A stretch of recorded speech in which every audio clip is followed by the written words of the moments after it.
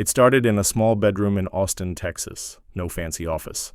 No investors. No big-name mentors. Just a folding card table, a few beads, and a woman who refused to let her dreams wait for the right time. Kendra Scott was pregnant with her first child when she decided to build a jewelry brand from scratch.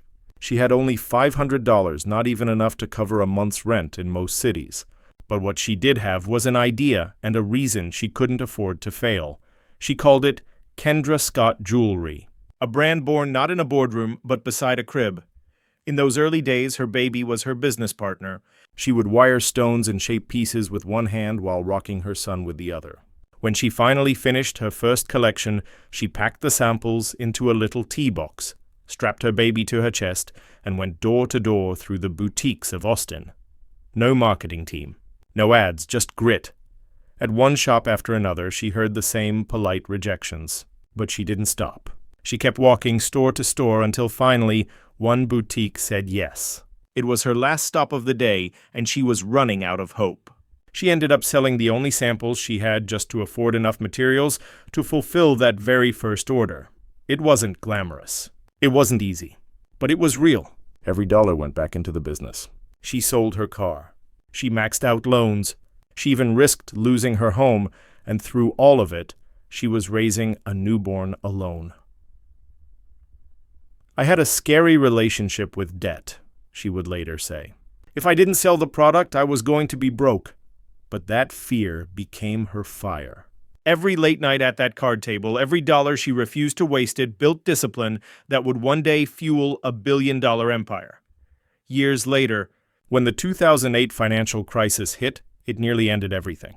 Her company had finally grown beyond Austin, with showrooms in Dallas and New York. Then the bank started calling in loans, wholesalers pulled out, and it felt like everything she had built might collapse overnight. She begged banks for help, dozens of them.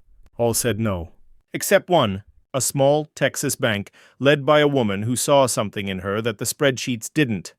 That single loan kept her dream alive. Out of that near-death moment, she decided to reinvent everything. In 2010, she did what she had once promised herself she'd never do again. She opened a retail store. But this time, it wasn't like anything the jewelry world had seen. No glass cases. No look, don't touch. Customers could try on everything. Design their own pieces and watch them being assembled right there in the store. A personalized experience in real time. It didn't take long for people to notice. The store was packed. Lines stretched around the block. In just 3 years, her revenue exploded from $1.7 million to $24 million. By 2016, her brand was valued at over $1 billion.